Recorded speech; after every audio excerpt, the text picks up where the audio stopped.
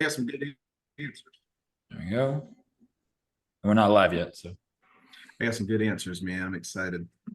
I was just reading through your answers, and the first one about not being surprised uh, by anything. I feel that. I feel that. Yes. I'm good whenever you guys are good. Okay. Hit and go live. It'll take 15, 20 seconds here typically.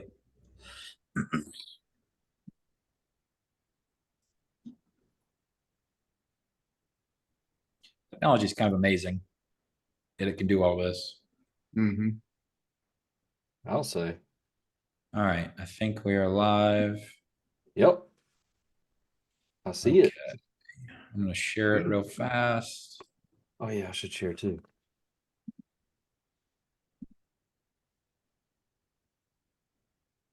All right, well, that's doing. All right. Welcome to Real Estate One Take. I am David. I'm Wilton. And this fella in the Zoom room, they have him at the bottom of the screen, or at least that's what it looks like on my Zoom room. Can I go for some Zoom equality here? I don't know. Give it a shot. See what happens. JC. Hey, I got you front and center. I got you front and center, good. Man. You're the main the world famous Mr. Jeff Cook, a business partner and longtime friend. We have the privilege of interviewing him today, just sitting down to chat. Welcome, sir. Hey, I'm excited to be here, man. Thank you guys for having me along on Real Estate One Take. Yeah, man. So, Will, what are we doing? What's the point of Real Estate One Take? So the point of Real Estate One Take, it is a unscripted, so to speak. I mean, we've given questions ahead of time that we. Oh, we lost Will. He might be back though. So we'll give him a second here. I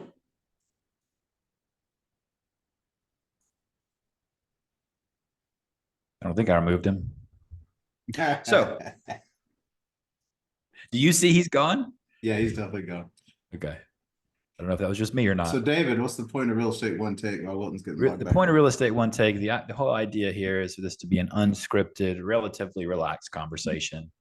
And to the nature of us being live and done in one take, you get technology issues like that. Like trying to clear out the screen that says, "Are you okay with the recording?" Yeah, I'm okay with the recording. Duh.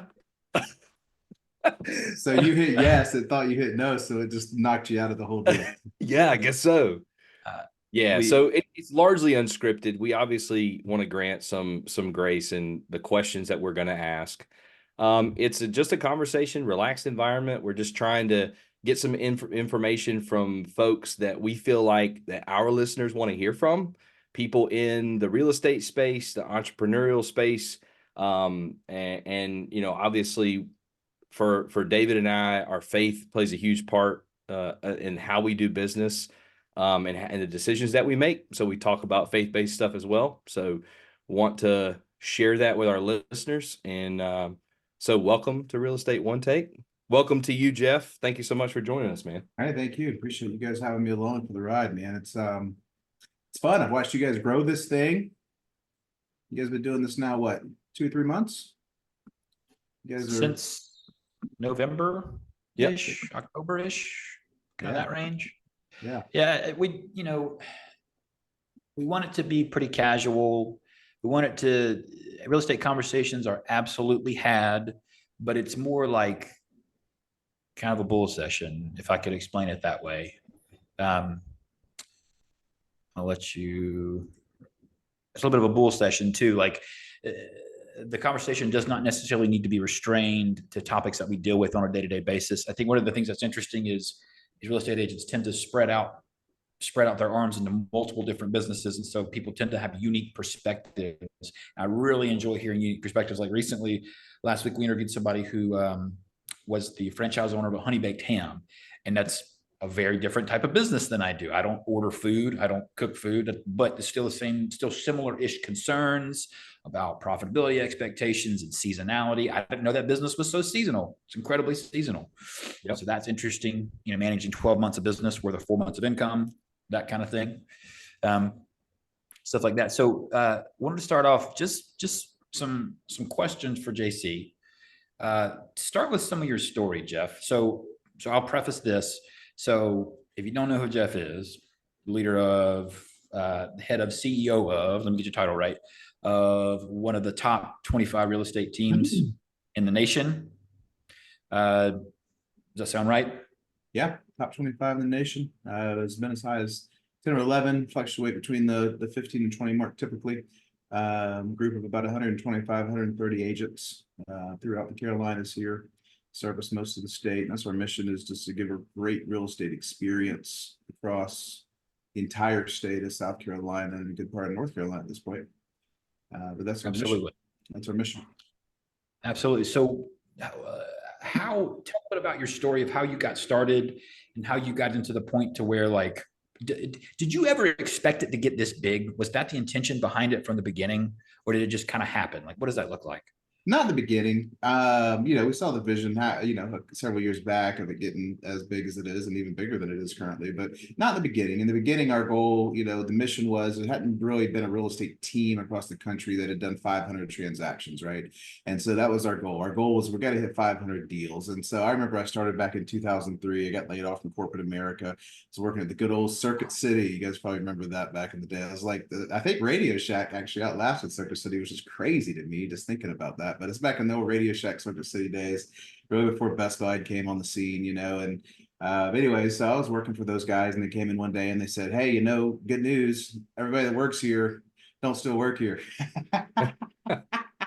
And the way that they determined who still had a job and who didn't was based on how many sales you made, because it was 100% commission environment, which I loved. I thrived in. That's why I do well in real estate too.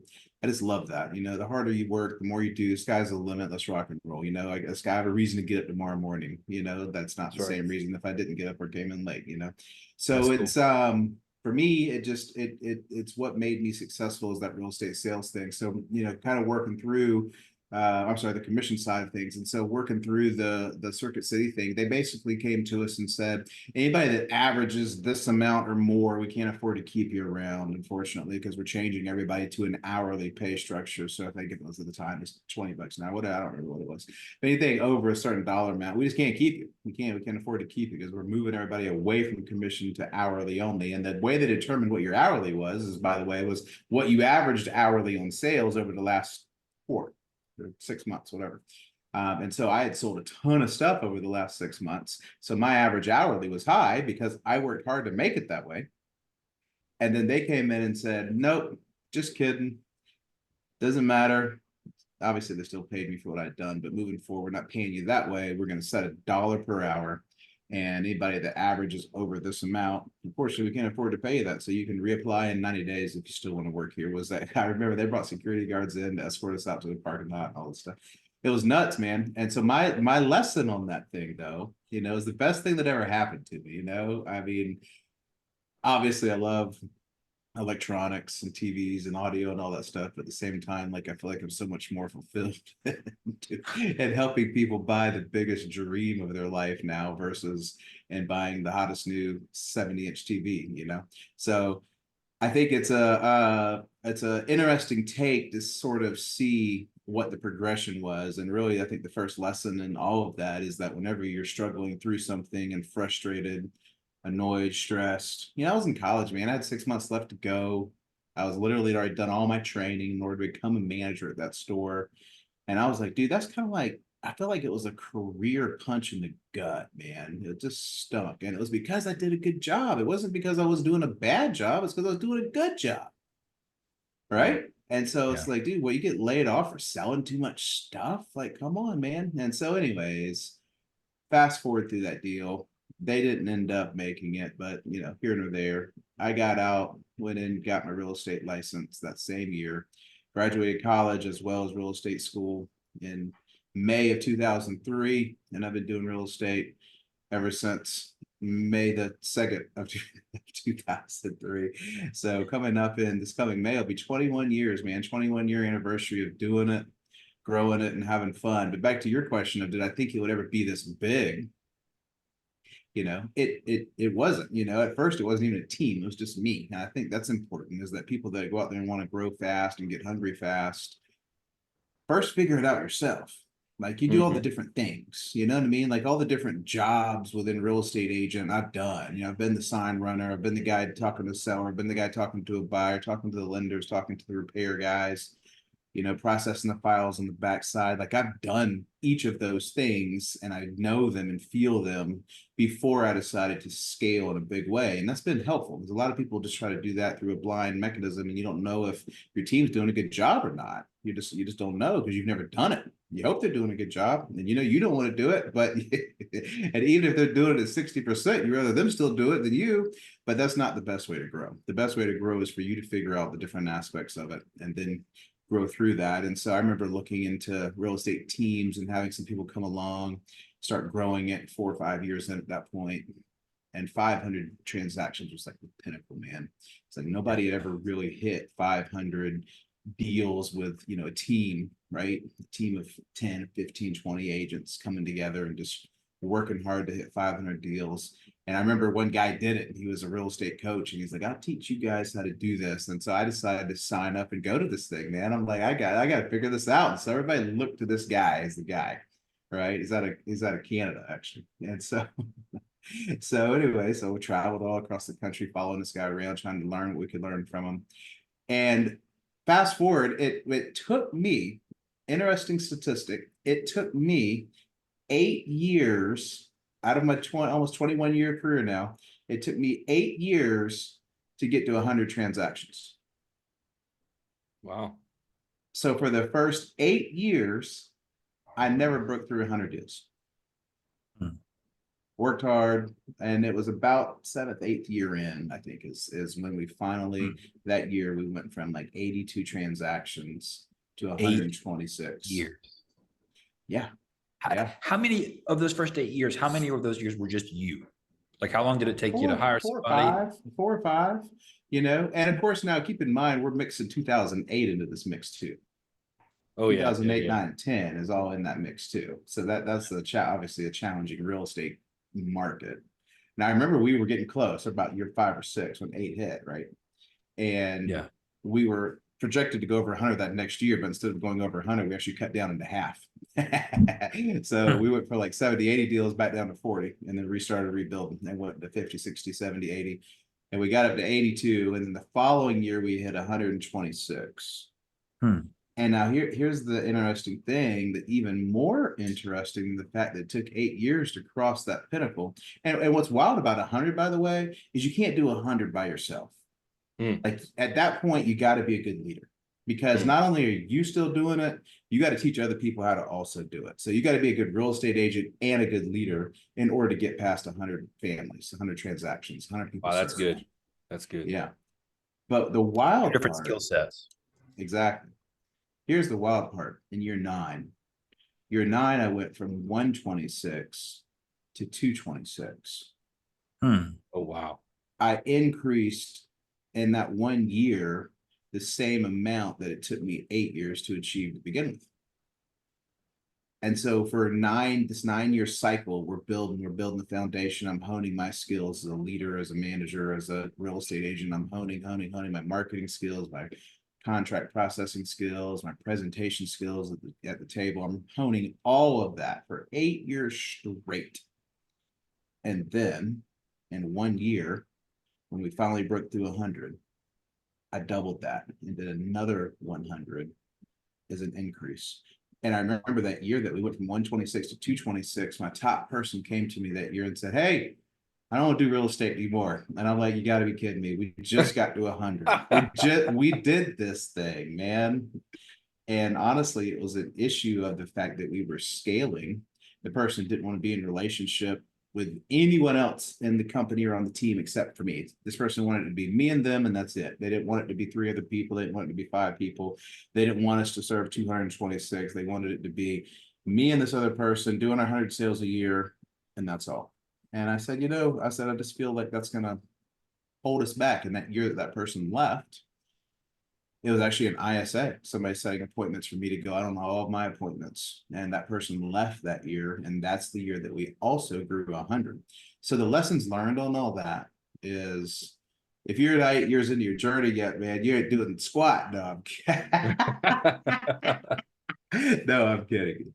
The foundation takes a while to build, right? Yeah. And then in 1 year, you can increase that. But also, there's a cultural piece to that too, because the person that didn't want me to hire anybody else and only wanted to be there with me, my cultural belief of growth and business vision of growth didn't align. And so pitching that vision and casting vision early on to people to help them understand where we're going, why we're going, that is helpful. That's helpful in those early years, especially. Yeah. Yeah. Well, and So, it also points out kind of, you know, the things that you need to look for on your next hire, right? As somebody that is also ready to chase that vision. Yeah, exactly. Whenever the vision's clear, everybody else will know what they're signing up for. There's no questions about what am I signing up for, right? Like there's these companies that you join that are kind of a little bit slower growth paced. We've always done it this way, so we're always going to do it this way. And then there's companies that are hyper growth focused, and real estate changes by itself. It changes. And then you're a part of a group like us that likes to stay on the cutting edge, likes to do things differently. So we are not only changing, but the real estate market's changing. So unfortunately, there's just a lot of change that has to be embraced. And that's hard to do, man, unless you're open to that. You got to be open to growth and open to doing things differently and as more efficiently every single day. And that's really what my mantra in this whole thing is I just have to be a better person, leader, real estate agent, husband, father than the guy that I was yesterday.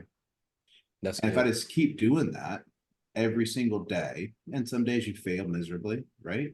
Some days you are on the way home and you're like, man, what did I get done today? Like, what did I do today? Like, and there's other days that are just like you're on top of the world, man. And you're just like, I crushed 15 hours worth of work in an 8-9 hour day, you know? Yeah. So the mission every day is to be better than the guy you were yesterday in all those different facets of life. Some days you succeed and some days you don't, but as long as you have more days of winning, then ultimately you're going to be up at the end of the year. I like that. So Jeff, kind of on that same vein, if we subtract from where we are today, so you just celebrated 20 years, you're heading into 21 years now. If we subtract 10 years, what would you have done differently, or what advice would you give yourself 10 years ago today?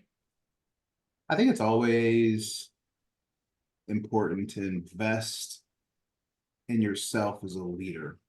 And as just, it's back to the same vein of being better than the guy that I was yesterday. Sometimes that's easy candy to talk about, but in reality, that's hard to do, man. It's hard to do.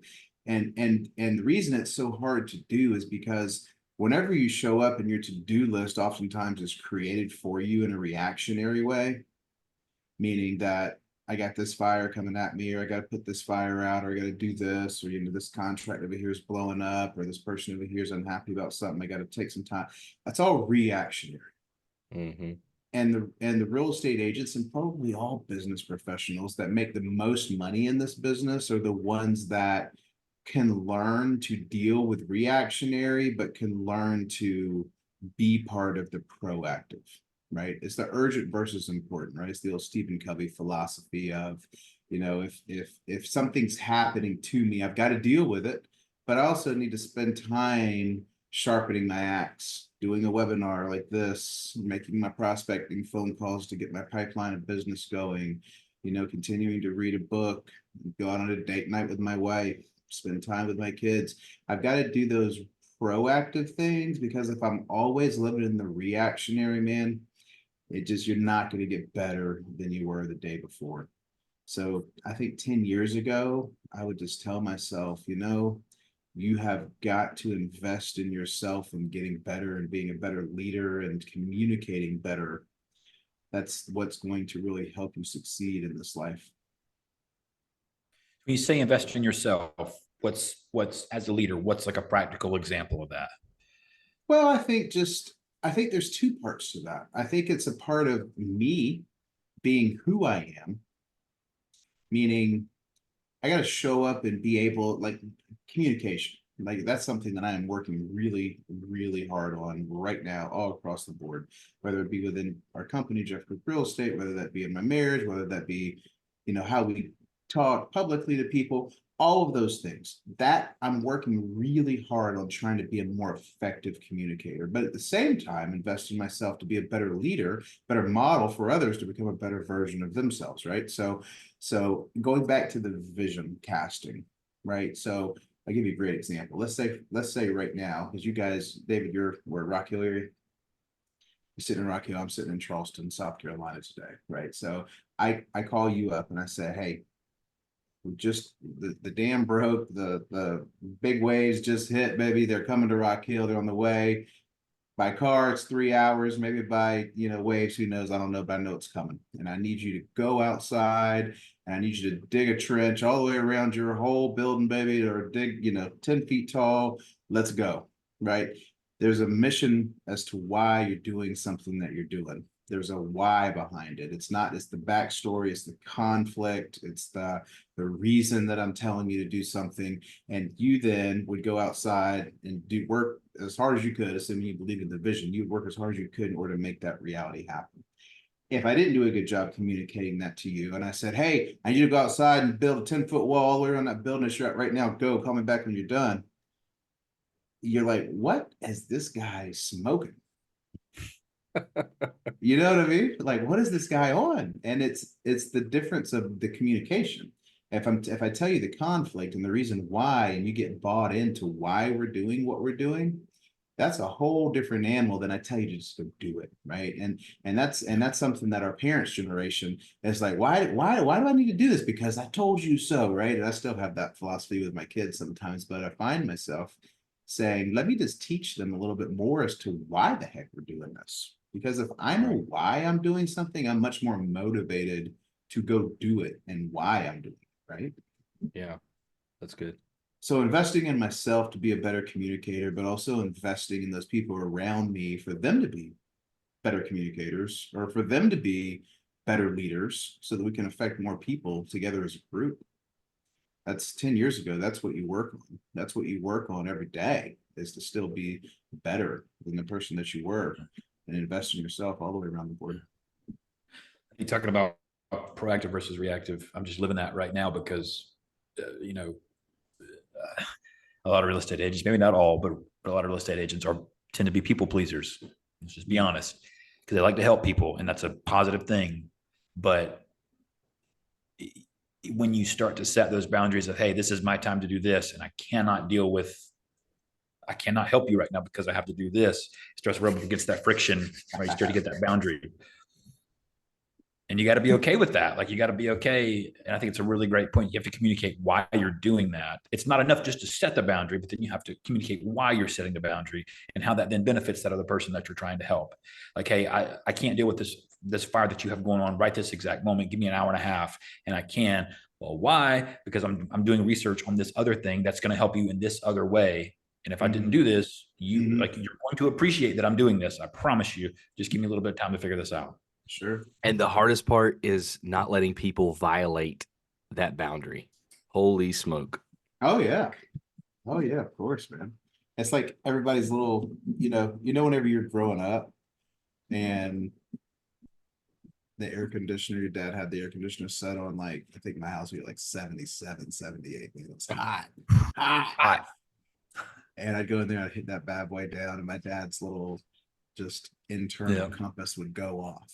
Who touched? He's sitting in the other room, and I think he could hear the vent cut on or something, and he'd be like, "Who touched the air conditioner?" And I'd notch it back up real quick, be like, "I don't know, man. It says it's on 78, But like, I think that little thing that that your dad had whenever you're growing up, the minute that you decide to go in and go to proactive time, everybody's little question thing goes off, and it's like, I gotta ask the leader these questions, and it really tests you. It tests you what your internal fortitude of making sure that how diligent and disciplined you are to stay in proactive world.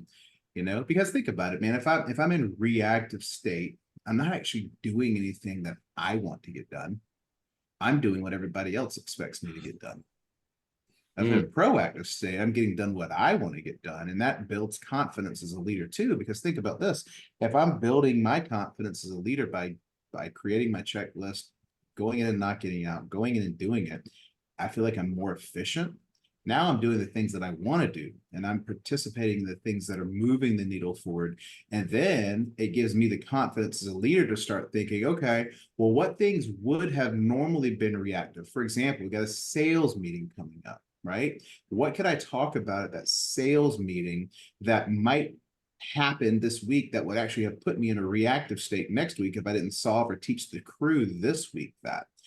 So whenever I get more confidence by living in proactivity, what's happening is it gives me the ability to be a better leader and teach other people proactively, build systems, build clocks proactively. So as I'm building those clocks, I then have less reactive stuff that happens because I've already handled it proactively.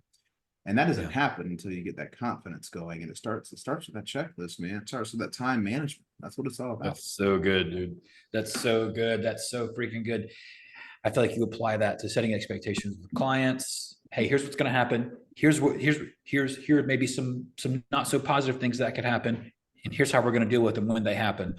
3 weeks later, when that thing happens, when the repair inspection comes back bad or whatever, you can say, "What? Don't lose it because we talked about it." Exactly. Yeah. And there's a level of trust. There's a level of trust there too. Because wait, so you know, he or she saw that coming. Wow, I really need to stand behind this guy or gal. You know, it's good. So think about this, right? So how many pages is the average inspection? You brought up inspection. How many pages is your average home inspection? 40 to 50. Yeah. A ton. 40 to 50. I saw one the other day. It's 210 pages. And the people still bought the house, and we got all the repairs done literally for less than $1,500. It was nuts. But then you think about, so like the termite inspection, how many pages is it? It's always 2 pages, right? We know that as real estate professionals. It's one of these inspections is a 40 or 50 page report. And the average consumer just thinks that it's either pass or fail. And if I'm a consumer and I get a 40 or 50 page home inspection report, man, I'm not buying that house. You gonna have to convince me why I should still buy that house. But the average consumer doesn't understand that it's supposed to be 40 or 50 pages because it's not 40 or 50 pages of problems. It's pictures, it's details, it's how old's the water heater, it's all of these things. And it's never a pass fail. The inspector never comes out of there and be like, you should or you shouldn't. And that's what everybody's looking for. Everybody's looking for, is this a good house to buy or is this not? And it's still, even after the inspection report, it's still subjective to what the buyer thinks about what the inspection says. Absolutely. Most consumers don't understand that. And the real estate agents that spend 5 extra minutes going over that information up front gives them the confidence whenever that 40-page inspection reports gets downloaded into their inbox, the consumer. They're buying this house, this 40-page inspection report downloaded in their inbox. They open it, page 1 of 42. It's like, that's exactly what David and Wilton told me it was going to be. They told me it was going to be 40 pages. Let's look at it. I'll call them. Let's go through the details of it. I can confidently move forward and make a decision because I was told up front versus instead the other phone calls, if I didn't know, it's like, hey, I'm not buying this house, man. Did you see it? The inspection's 42 pages of stuff that might be wrong with the house. It's because I didn't know up front. The same thing happened to the consumer. The only difference is how did the real estate agent lead them through the process before the inspection report got to their inbox? That's good. It's absolutely a little bit of cures worth. What is it, like an ounce of cures worth a pound of medicine? Is that the cheesy saying? Yeah. So I want to back up. So talking about the growth for the first 10 years, you said something really quick, and I want to hit on that. The growth, correct me if I'm wrong, the growth was not predictable 10, 15, 20, 30% a year. Like it averaged out to 20, 30% a year, but on a yearly basis, it might be 30, then it might be 5. Then maybe you take a step back the following year, but then the next year you take a 40% growth. Like, does that sound relatively accurate? Yeah, it's got it. Yeah, for the most part. I would say pretty much every year it's been a growth to break even. It's rarely gone backwards. We know we've hit a low on 08. We just hit a little low here recently with the real estate economy. But bar that the real estate economy is not just crushing us. Outside of that, it's pretty consistent that there needs to be a growth. I mean, people come and go in the real estate space, technology changes, competitors come and go, real estate markets change. There's so many variables, it's really hard to get a good predictable growth. We've had 120% growth in a year, and we've also had negative growth in a year. Both of those things happen. And you just have to, at the beginning of the year, do the best you can to set your goals up, go out and crush and do the best you can. And, you can't be tied to the outcome. You gotta be tied to the process. Wow, that's really good. Not tied Well, and to I think I'm tied to the process. in evaluating an opportunity, and this is part of the conversation too, in evaluating an opportunity, I think what kind of time frame do you give the opportunity? Well, is this a 6-month opportunity, or is this a 6 to 9 year kind of opportunity? Like what's appropriate? Well, there's like 17,000 different variables that come into that conversation. And I think that's why it's so important. I love that you talk about investing in yourself as a leader, because, well, how do you know? Well, it's experience. It's figuring out what you're good at. It's figuring out, leaning on those around you. I love that, man. I freaking love that. So here's the thing, right? So, and it also really depends too on whether or not you're doing the heavy lifting or whether you and a team are doing the heavy lifting, right? So it give you a great example. So whenever you're winning, and as a leader, here's probably the hardest part. Whenever you're winning, who gets the credit for that? It's the team. You got to give the team the credit for that. But when you're losing, you have to take the responsibility for that. You can't place it on the team. Now, sometimes part of that responsibility is to have some come to Jesus meetings with people on the team. But publicly, whenever we're not doing great, I got to take responsibility. But whenever we're doing great, guess what, man? It's all about Susie and Sally and John and how well they're doing and how great aspects of the team they are. So as a leader, you don't really ever get the credit, but you always take the responsibility, and so it comes down to how effectively can you build the team, man. And you know what I realize is that people will always surprise you. They will always surprise you, and sometimes in a really good way and sometimes in a not so great way, but either way, you're going to be surprised. You're going to be surprised at their outcome, man. And sometimes it's like, you know what? You crushed that way better than I would have ever been able to. Attaboy, attagirl, go for it, keep crushing it. And then other times it's like, it's a head scratcher. It's like, why did we do that? And it's like you have to give them the bandwidth to go out and screw it up the first time same way you did the first couple times you did it.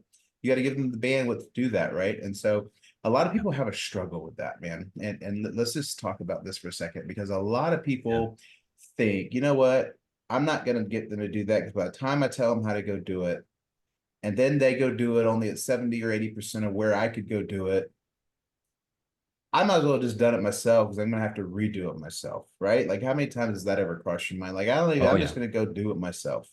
Well, here's the thing. If I can get somebody operating at 80, 90% capacity I got more experience than they do. I've been around longer. You know what I mean? So I might do it at 100%. If my bar is 100%, they might do it at 80 or 90%. Eventually they might do it at 120% of what I would do it at. But in the beginning, they're going to do it. If I train them really well, hold them really accountable, they're going to do it 80% as good as I'm going to do it. Right? That's just they're new. It's their first kiss. They don't know any better. That's just what they're doing.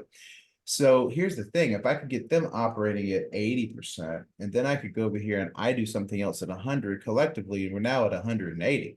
Versus if I just took that from them, I robbed them of the opportunity for them to be growing to the 100 as well. Because eventually they'll keep doing it and they'll get it to 100. They may even get it to 120 and do it better than I could have. Or they may stay at 80. You never know. They may stay at 80. But the point is if they're hovering at 80 on their journey to 100, and I go over here and do something completely different that's effective at 100, well, now together we're at 180. But if I had taken that from them and wouldn't allow them to do it, and I did it for them, not only did I do their job, but I still got to go over here and try to do mine. So now I got to operate at 120 or 140% to try and get all this done. And it's just not possible. That's where I get burned out. So I'm not delegating effectively. Right. So I don't want to grow too fast, but I got to delegate effectively. And that is a fine dance of do I do the work? Do I let them do the work? But I don't want 15 people doing it at 80%, because then who knows, man? You know, it might mess things up, might lose a client. They might get mad at us because we only did it 80%. Again, we're getting it from 80 to 100. We're never there, Yeah. but we got to grow. And effective delegation is critical. You got to really use that gut instinct, man, of is it time to delegate? And do I keep delegating or do I do it myself? And making that decision right along the way is good, because if you don't make the decision right, here's what I've learned. If I constantly take stuff away from people and I don't allow them the opportunity to go do it themselves, then they never grow in confidence of they're trying to do something new. They always wait on me to tell them what to go do next. That's good. And they're always in a reactive state versus them being in a proactive state. But if I let them fail through it and talk them through it on the backside of what went good, what went bad, how we're on the way in our journey to 100%, then they start getting their confidence of just trying it because they know it's a safe place to try it. And for us to discuss later about how to make it more effective and better. So then I've got a leader over here that grew into being a leader. You know, it's interesting. Every leader in our organization is pretty much homegrown. Rarely did we hire. I would say of our 130, 140 people in our organization, less than 20% of them were in leadership capacities or in management capacities prior to them coming to us. But the other 80% weren't. They learned that as they grow through the process because we delegate some to them. We help them build their confidence. We help them grow up in their income goals. All those things help them become better peoples if they want it. If they want it, they got to do their part too. That's important. I got a story on that. And now dude, I was just having this conversation with this agent, and I'll tell the story correctly. Had an agent, newer agent, take a listing. The surprise, the seller thought the home was worth more than what the market suggested, right? Of course.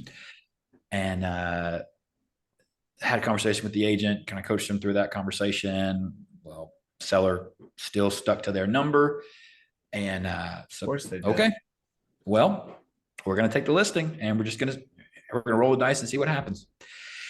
Well, listing goes on the market within 2 days. 2 days. Now, this is back in December, the end of November, beginning of December last year, when interest rates were as high as we've seen them in 10, 15 years, or whatever, insane, doom and gloom. This listing sold in 2 days, full asking price, right? Literally.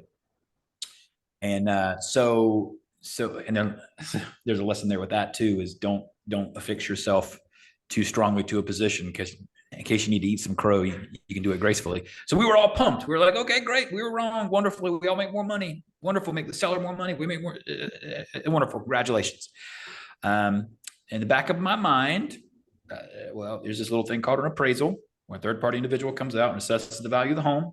And that hasn't happened yet. So a couple weeks go by, the appraisal happens.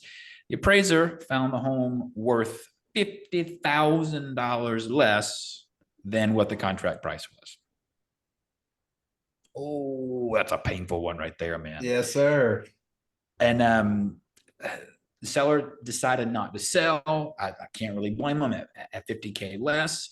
And on the backside of that transaction, I was talking to an agent, and I wrestled with myself, because I was like, dude, I knew that house was overpriced. Did I do wrong by letting that agent take an overpriced listing?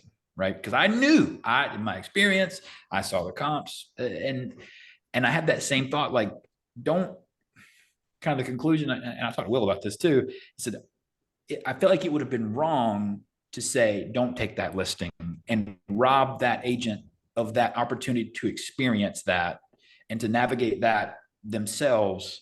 And we were able to maintain good relationship with the seller. I literally just got off the phone with this agent, and the agent said that the seller had referred her son to her to help her son buy a house.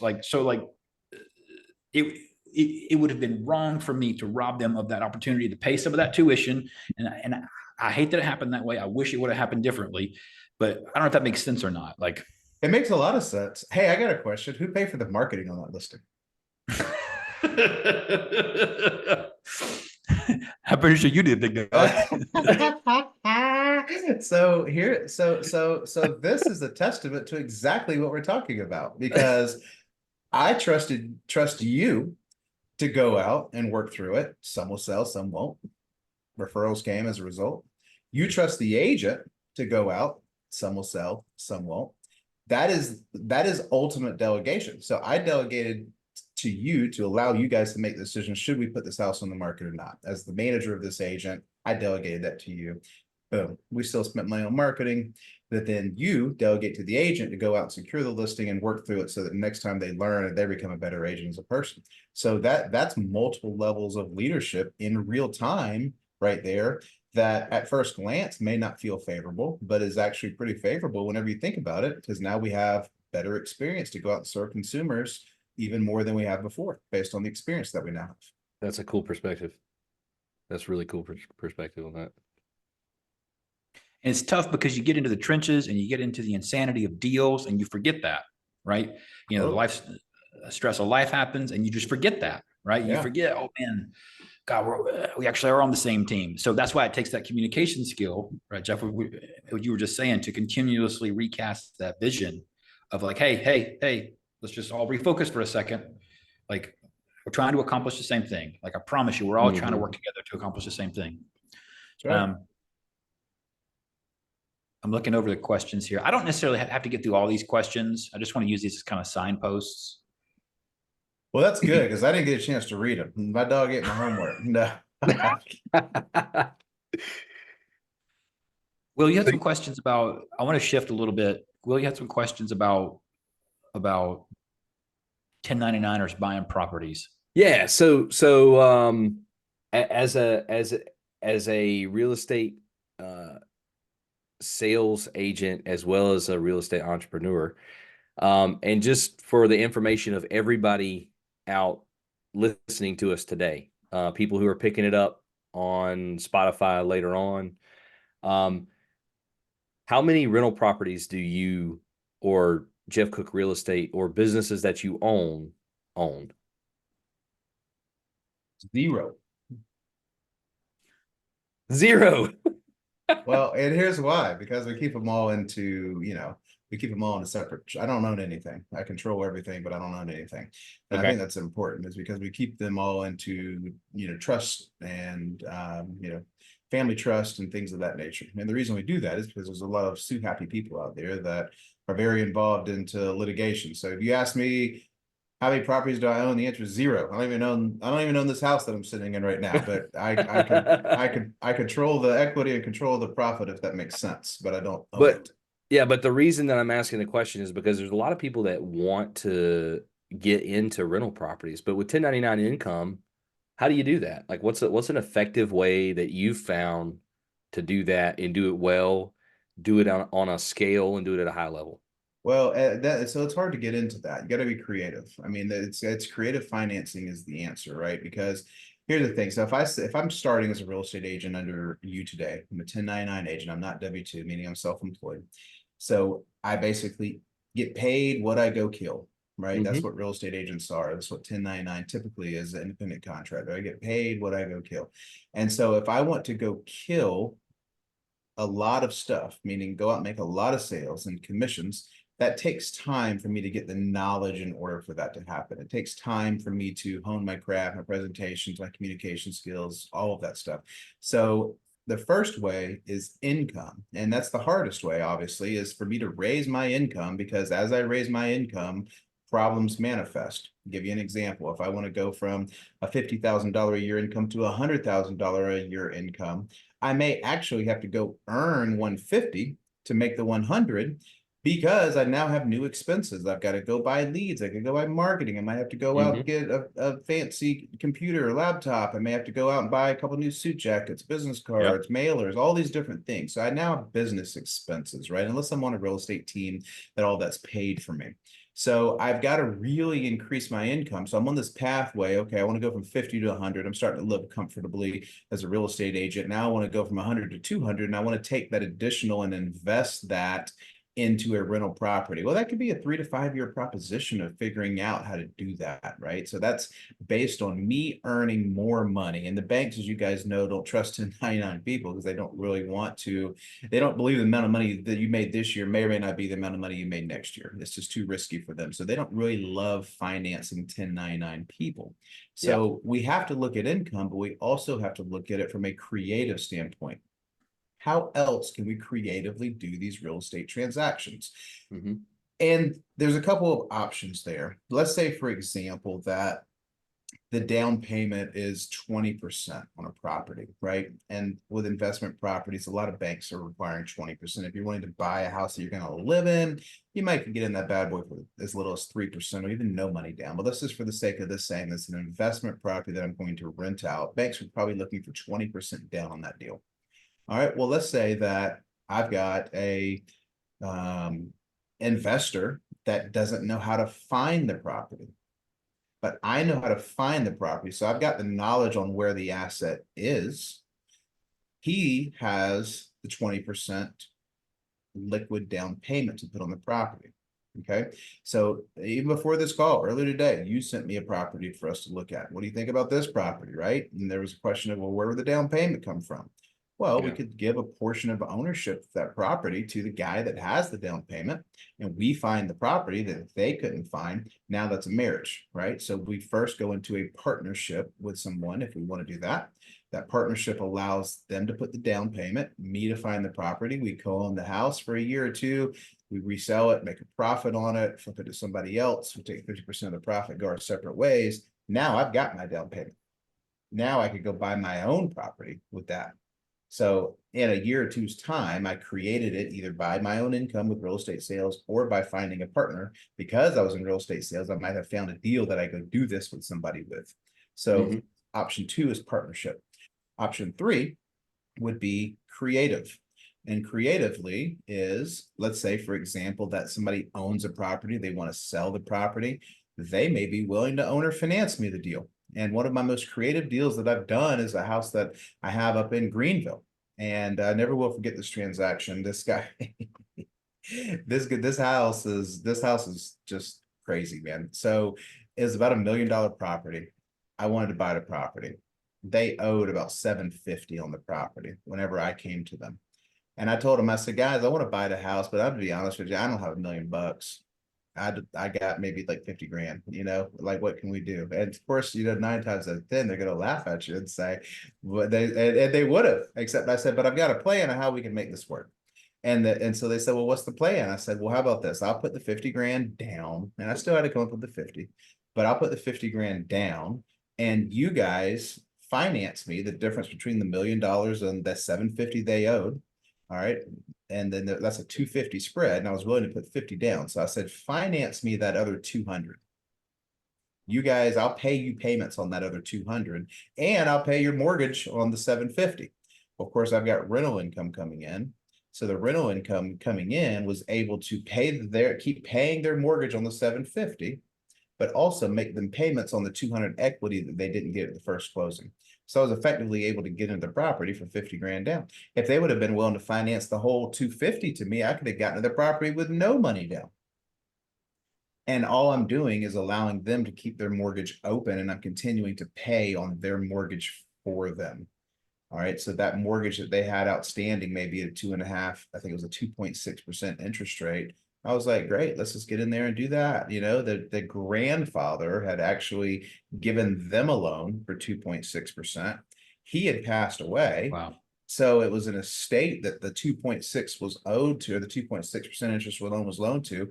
They didn't care about getting all that money up front. Just because these people wanted to sell the house, the people that had the original loan didn't care about the loan getting paid off. That wasn't important to them. So all they said is that, hey, keep making us the same payment these guys have been making us all along, and you can keep that money open. I still have those 3 loans open today. That same deal is still open today, and I'm still paying those payments on those people today on that rental property. So it's really intriguing to know that there's creative ways out there to do real estate sales. Just because somebody's asking $1 million, you might give them $1 million. You might give them the money, but it doesn't mean you got to put it all down up front, or even go get a bank loan for it. Right? Let me throw it to you this way. Let's say this is another real transaction that I did over in James Island, right? Property was for sale for $450,000. The people said, we want 450 grand for this house. And the lady said, well, I want to sell it, but so I think we were thinking the value might be around 450, 460, right? And so she goes, I really want 500 grand for this property. I really want $500,000 for this thing. And I said, I know you do, but we got to find somebody willing to pay you for it. And so anyway, so then we lost touch, 30 days goes by. She calls back, says the same thing. I really want to sell this house. Real estate market's getting slightly better, but not 40, 50 grand difference, right? Like we're not 500 grand on this house still. It's just not there. So she says to me, the most important thing to me on this house is that I get 500 grand. Now, 99 out of 100 real estate agents would either do one of two things. They would try to list it for 500, or they would say, it's just not worth 500. You can't get it. I'm not going to help you. And they would be in one of those two camps and they're done. Yep. Okay. There's one other creative way to think about that. I said to her, is the most important thing the sales price of 500, or is the most important thing of you getting all of the money at closing? And she said, the most important thing to me is the sales price. And I said, well, unpack that for me. Why? And she said, because I promised my husband whenever he passed away so many years ago that I'd never sell this house for 500. So I can't sell it for any less than that, but I don't have to have the 500 grand right now. I just don't want to deal with the house anymore because it's got some deferred maintenance. And I said, well, I got an idea. I said, what would happen if we gave you the $500,000 that you want, but we gave it to you in payments over the next 20 years. So you become the bank, you're getting your 500 grand asking price for the house because that's the most important thing to you. But you become the bank and you let us pay you $1,500, $2,000 a month, whatever, the agreed upon number was. She said, I like the plan. Let's do it. We ended up going to closing, paying this lady $500,000 again, 50 grand more than what the house is worth. But guess what? I also still have that rental property today as well. Now think about it this way. A lot of people say, well, why, Jeff, would you want to pay 50 grand more for a house than what it's worth? Is that good business? But let's just think about this for a second. She was willing to give me a 20-year loan on this property. Okay. Over 20 years, I'm paying her $500,000. If I were to go to the bank and say, give me a loan today, even at 6% interest, and let's say I got the price down to 400K, I take that loan over a 20 or 30-year period. Guess what? By the time I pay her the 400 and the time I pay the bank loan off, I'm going to be paying $1 million for that same property over that 20-year period. It's called APR. It's interest. It's how banks get rich and have fancy buildings because they're getting interest. I borrow 400, I pay $1 million back. Right? It's like the credit card statement that says, if you pay this for the rest of your life, then you're going to owe us $6 million. You know what I mean? That little fine print that's on the bottom of these credit card statements, right? So same thing with banks. I borrow 400 based on interest rate, I'm probably paying them back $1 million over a 20, 30-year period. With her, I'm borrowing 500, but she's okay with me paying her 500 back just in equal payments over 20 years. 1 out of 100 real estate agents or investors would have ever have picked up on that because on day one, it was a horrible investment. I was paying 50 grand more for the house than what it's worth. But by year 3, I'm breaking even. And by year 20, I've still only paid 500. If I would have got the bank loan, I would have paid $1 million. So, but by year 3 or by year 20, I'm up at $500,000 on the house. That's a big difference, man. A lot of people don't think about that from a creative standpoint. So owner financing was the third thing. An owner to finance you or to take over payments with an existing type of a loan, which was option number 2. Those are real scenarios out there that don't require you to go down to the bank, pull your credit. I mean, you go check my credit right now, man, you're not going to find mortgages on my credit. You're just not. You're not going to find mortgages on there. I don't like using bank loans and bank credit to go out and buy these houses when you don't have to. There's a lot of people that would say, please take my house and make the payment for me. I'm even 3 months behind on my payment. Catch my payment up for me. Help me build my credit. Take over the mortgage. Please help me with this house. I get them back on track, help them rebuild their credit. They can then go get another house or another car loan or pay, whatever they need to use credit for. I'm helping them. I'm helping them figure out their financial situation moving forward. And that's really an interesting perspective on the fact of, should I use somebody else's money that they were able to get at 2.5%, 3% that I can't go get today? If it helps them and it helps me and nobody's losing in that deal, why wouldn't we do that? Wow. Yeah. That's good stuff. That's almost good enough for the rewatch.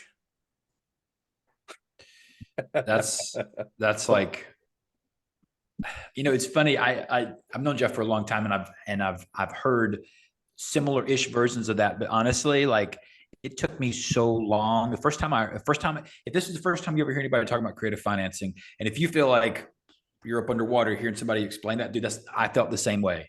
I felt the same way. I was like, oh man, I don't even really know what that means. Like, but it's really not that terribly complex once you get into it.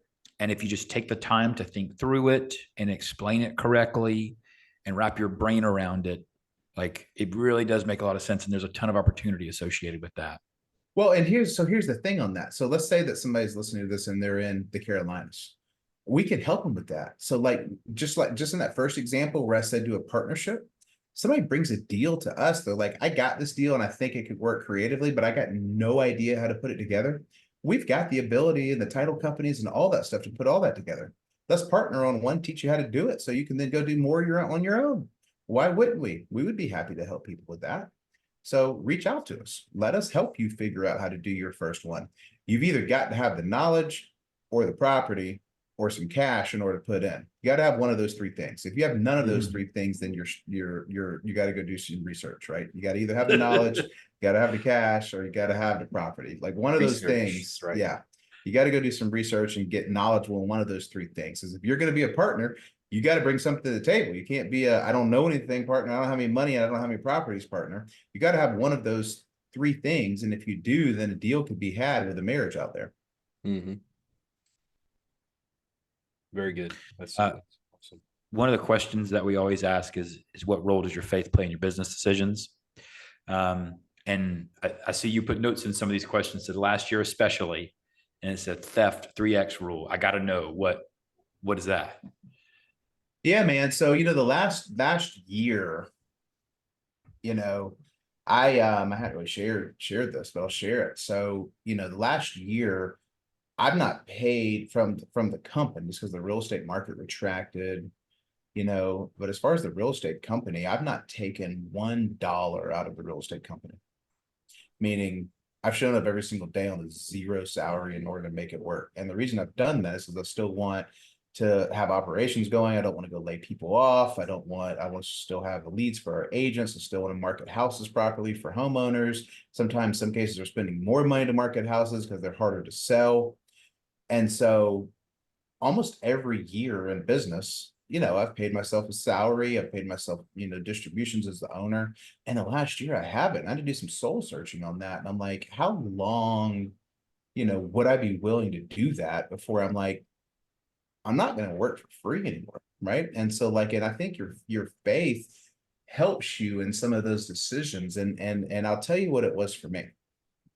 For me, it was whenever I am understanding why I show up every day and help people, it's not about the money, it's about the bigger purpose. Right. And so it makes you feel better whenever there isn't the money, right? Whenever you don't pay yourself, it makes you feel better about that because it's like, that's actually not the reason. I'm not showing up for the money.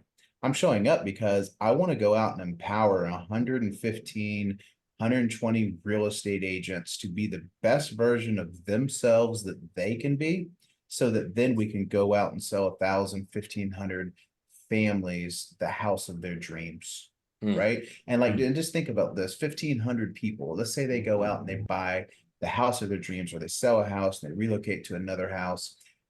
How is that going to help their family? Right. So they may sell a house, they may get equity out of that house, they may be able to pay off debt, they may be able to go out and take a family vacation. And I never see that story. I don't see exactly what they go do with the money, but it's helping them. It's helping them financially.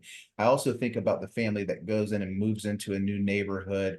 Maybe it's a new construction neighborhood with amenities and a pool, and they take their family to the pool on the weekends and they do cookouts, they meet neighbors, close by, or else it's a piece of land, they're going out hunting on the land. You think about the good memories and the good things that you help orchestrate and cause for these family units to be getting better and stronger. And at the same time, these real estate agents that are in our organization get to participate in this on a daily basis. They're improving their self-confidence. They're improving their net worth because they're selling these people these homes. They're buying homes. I've watched in the last 2 or 3 years a record number of our employees buying new homes, buying cars, buying things that otherwise that they probably wouldn't have been able to afford. So we're helping improve their lives. I'm watching them be able to take a family vacation for their first time ever, even in a slower real estate market. And I'm like, man, that is awesome.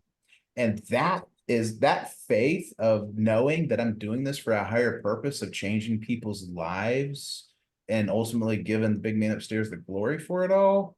Like that is the reason that I keep showing up every single day, even if I didn't take $1 in the past year, right? Like that's what causes me to want to keep showing up every single day. It's not always easy.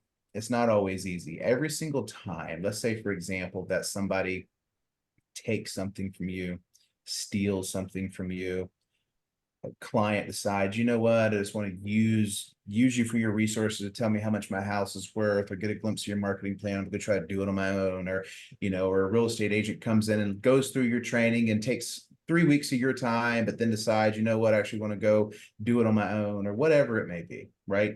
Every single time that somebody wrongs you, every single time that somebody does it right, whether it's intentional or not, maybe they didn't even do it to be malicious, but anytime that you didn't get an equal share of the relationship, it's going to come back to you 3 times over. It's going to come back to you 3 times over. It's happened to me every single time. I sit back and watch. I'm like, that person, I never will forget. I was like, that person just stole. I had a guy that stole $5,000 one time. I had another guy that stole a bunch of leads from us out of our database one time. And I just watched these different things happen through the years. And every single time, whenever I react to that the appropriate way, I watch God come back and bring that 3 times over. And so it almost becomes like, hey, who wants to steal something today? Because I could use 3x, whatever it is you're going to take, baby. I could use some 3 times blessings. yes. I need a 3x blessing, man. And it's frustrating whenever it's hard with people that you care about. But at the same time, not everybody's going to stay with you forever. Not everybody's going to be around you forever. And that's personal life, business life. That's just the way that deal works. And whenever you do the right thing and try the best you can to pour into them, and you don't get out the relationship what you put into the relationship, somebody else is watching. And it's not shame on the other person.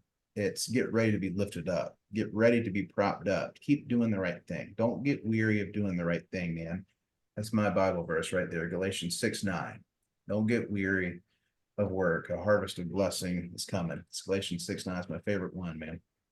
There's a harvest. That's cool, man. Very cool. And hey, so full transparency for all the viewers that we have. David and I lead teams within Jeff Cook Real Estate. So we have chosen that on purpose because of the examples that Jeff's kind of laid out here from a leadership standpoint, what's important to him. And shameless plug, like if you're interested, you can reach out to us. So yeah, so do. I want to do a contact section. If somebody wants information on how to do a creative deal, Jeff, how can they get a hold of you? What's the best way to get a hold of you? Well, probably the best way would be get a hold of you guys, and then we'll run up the flagpole to see if it's worth a look, or if it's actually a deal.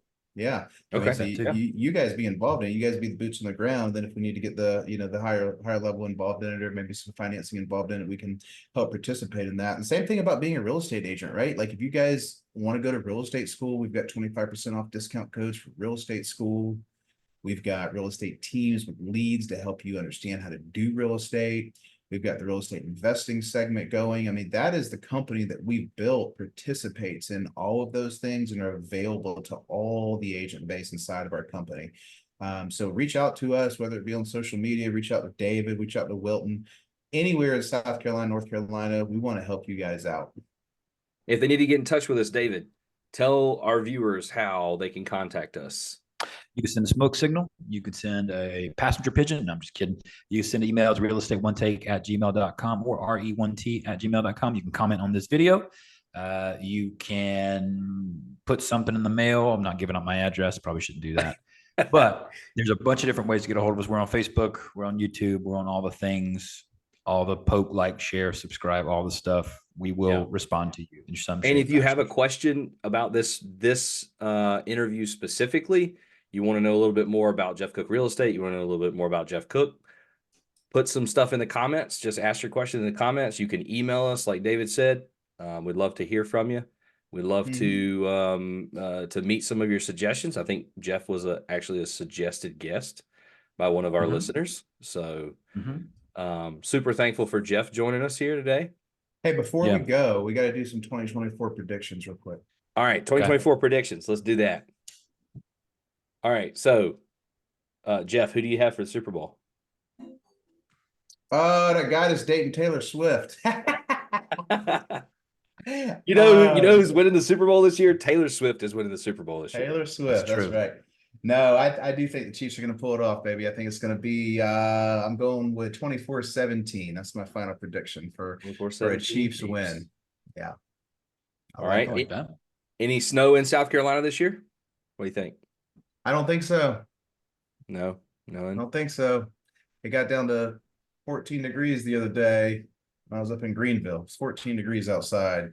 Broke all kind of water pipes. So I'm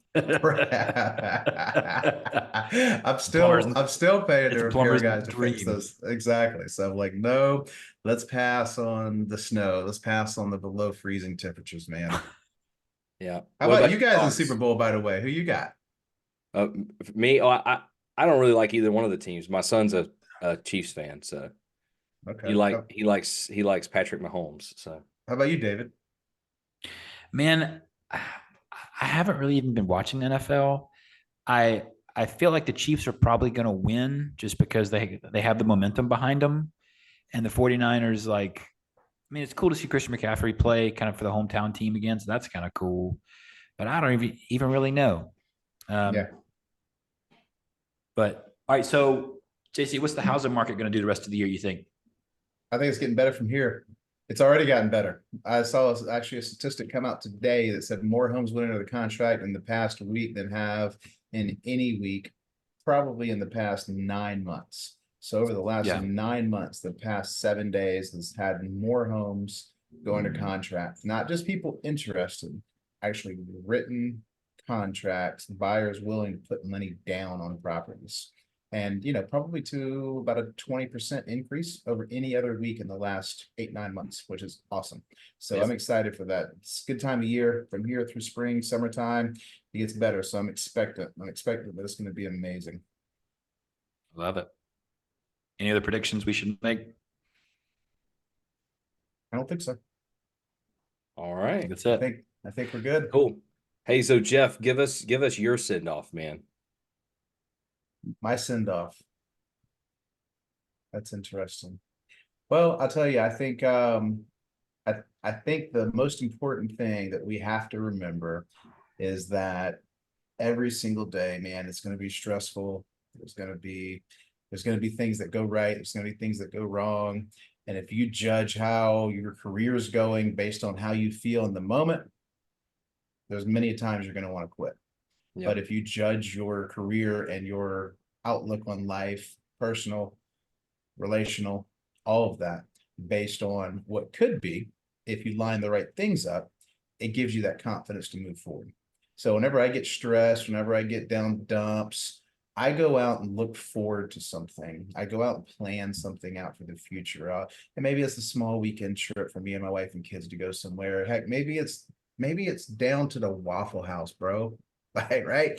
Like it could Shout out be Waffle House. Grilling hot dogs. It doesn't have to cost a lot of money, right? Yeah. But like, let me look forward to something so I don't get stuck in the now. When I'm stressed, I do everything I can to not look back, not live now, but let me look forward to something. So I've got some expectation, excitement coming forward, man. That's my thing. So if you're living in a world of stress, you're living in a world of just I need something different, I need something fresh, look forward to something. To create something in your life that you can look forward to and celebrate. Yep. And then there's something about the top. What was that again? See you at the top, from the top, fresh on, baby. That's right there. Thanks, Jeff. Appreciate it. Thanks, everybody, for watching. Catch you on the next one. Thanks.